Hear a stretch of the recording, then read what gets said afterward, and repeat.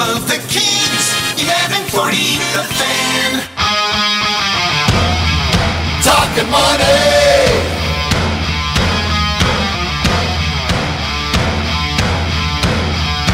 Yeah, I get it, you're an outcast. Always under attack, always coming in last. Bringing up the past, no one owes you anything. I think you need a shotgun blast, a kick in the ass. So paranoid, watch your back. Let's get back to action with Talkin Money and your host, Jeff Tarbell. That'll get you going on a Saturday. Do you know how many people just whack their their clock radios? Whack their what? Never mind. Sinner. You better keep that. Okay, this is a family show, Mr. Potty Mouth. 339-1140, 1-800-920-1140, or you can text us at 44-1140. We did get a winner to the 500th episode of The Simpsons. There's only one of 3 shows to have ever reached that milestone.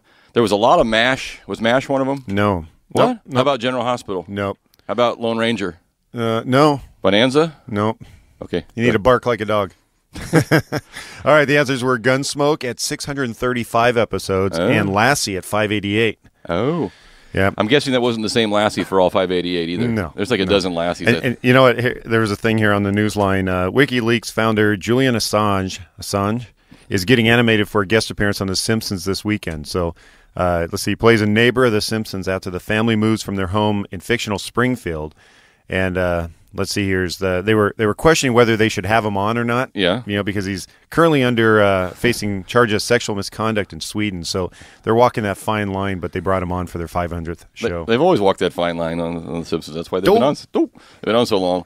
So we had. Mel, I think is. Huh? We had a winner. We did get a winner. Okay. Did they take the? We have a couple passes. So if we got a winner today, we'll at least give one pair of passes to the Dial M for Murder, which is the suspense theater show made famous by the Alfred Hitchcock big screen movie, and that's at the Sacramento Theater Company now in their 70th year of production. So that Dial M for Murder begins February 29th and runs through March 25th, and the shows are toward the end of the week, Wednesday through Sunday. So we'll give out a couple pair of winners for that as well, and we move on here. I got a few things. Got a lot of MASH. I didn't get the MASH right.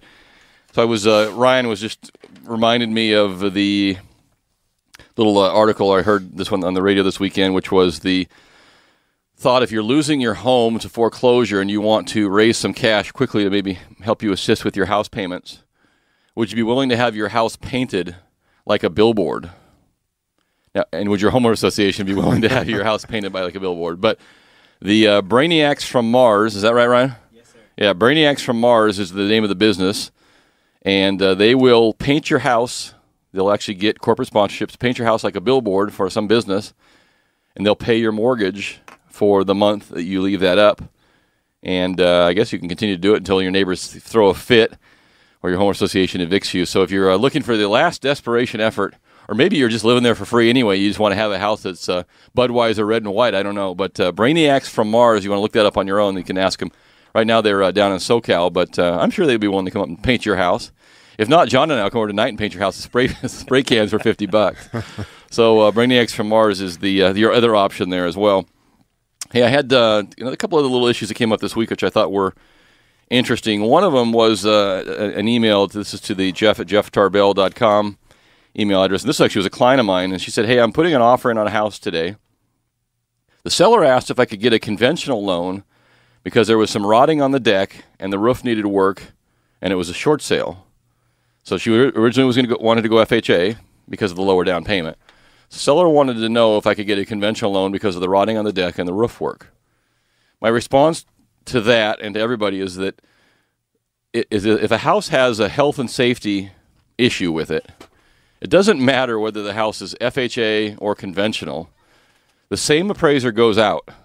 Okay, in one hand he's got an FHA form, and in his left hand he's got a conventional form, and you just tell him which one you want him to fill out.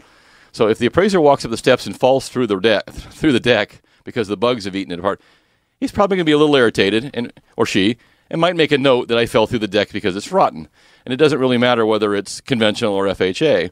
You can buy a house through FHA as is. You can make on your offer. You can say, "This is an as is offer. I'm buying it as is," and the lenders will not ask you for pest reports and roof reports. Now, if the appraiser goes out there and it's clear that the roof is leaking through the top, or the deck is rotting away, or there's something that's concerned about it, they'll make a note of it. But they'll do that anyway.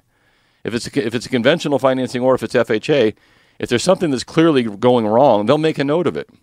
And then you'll have to have it inspected at that point. So I get this question all the time because it's the old misnomer that FHA is for some reason, doing a home inspection for you. They're not. They're not doing that. So they will stick their head in the ceiling, and they'll stick their head up in the attic, and they'll do some different things. But it's the same individual. It's not is the appraiser. It's not two different people, and they're not looking for two different things. So I just wanted to bring that up because that's another one of those issues that's popped up a dozen times this week. Is I don't want to go FHA because I don't want to have to do this or that. You don't have to do anything unless the house has clearly got a load of problems with it. So keep that in mind. Was tooling around this week and was listening to a financial show on the radio, and the question to the guest on that show was talking about gas prices and where gas is going and how gas prices affect the economy. And I'm not going to get into that other than they keep trickling up. That's not going to be good for anybody who's in office. But his response, I thought, was something that was very simple but very poignant and genius. And the response was the gas prices are inflation that you can see. You drive by the corner gas station every day, and yesterday it was $3.19, and today it's $3.24, and tomorrow it's $3.65. And it's inflation that you can see every single day. It goes up or it goes down, and it's and you feel it in your wallet, right? You go, you put your credit card in. I filled up last time, it was $24. This time it was $40. I mean, it's inflation that we all can see instantly. And I thought that was a great analogy for other things in our lives that we don't see. And I got to thinking about the way people vote, the way people treat their own money, why people do things the way they do. And for those of you, and in this audience, there's a lot of people in this audience that are self-employed, probably more than most other shows. And for those of us that have been self-employed or are self-employed, every quarter, or if you own a business and you're paying other people every 2 weeks, we have to write a check to the government for our taxes, right? We write it out of our own account. It's not withheld from us, so we don't see it. We actually physically write a check. And it's probably no coincidence that group in large part tends to be more conservative because they are feeling the pain of writing a check. And it seems counterintuitive because if you can look on your paycheck and you can see, well, gee, I grossed 1,000 and then they took out 200 and I made 800. But for whatever reason, that doesn't seem to stick in our brains and our minds as much as if I gave John $1,000 and then 2 days later I said, oh, by the way, write the government a check for $200 right now. Well, and then do it again and do it again and do it again. And so there's a different mentality, which is the reason why they do withholding. Because if we all had to write our own checks on a quarterly basis, first of all, they do withholding so they can get their money faster. But if we all, every single one of us, I don't care if it's $50 or $50 million, if we had to write a check to the federal government and the state government every single month, every 2 weeks, or once a quarter, if every one of us had to do that, believe me, there would be a wave of politicians thrown out of office on both sides of the aisle and a whole new wave that came in because you would then experience and feel the pain that goes along with what you're paying already. And I just thought the whole analogy just got me thinking I don't think we're ever going to change the way politicians do things. And here I'm referring here to the payroll tax that was reached this week. Both sides of the aisle, Republican and Democrat, extended the payroll tax with withholding or the reduction, not deduction, the payroll tax deduction, another to the end of the year. And both sides of it did it. Why did both sides do it? The Democrats did it because that's been one of their signature issues. The Republicans did it because they don't want to look like the bad guys. And we're an election year. So now both sides just passed along. We extended unemployment benefits again. So I think you're almost to 99 months. I think they pulled it back a little bit. It was close to 2 years, and now it's back to like a year and a half. So a year and a half, you can sit on unemployment without having to get a job. They extended that. But what they really did was they took money out of Social Security. I mean, the payroll tax that we put in is just money that we're theoretically putting into a savings account for Social Security, an account that's been bankrupt and broken a long time ago. But we just further decimated that account. And we didn't do anything to offset there was no savings. The last time we did this, which was at the end of last year, we billed the homeowners through Fannie Mae and Freddie Mac and other places. We billed them extra fees to pay for it. This time we didn't even pay for it. So, and nobody's raised their hand and said, this is ridiculous. Because that extra $40 that they're promising every 2 weeks is going to change your life. I'm sure of it. And it might. It might.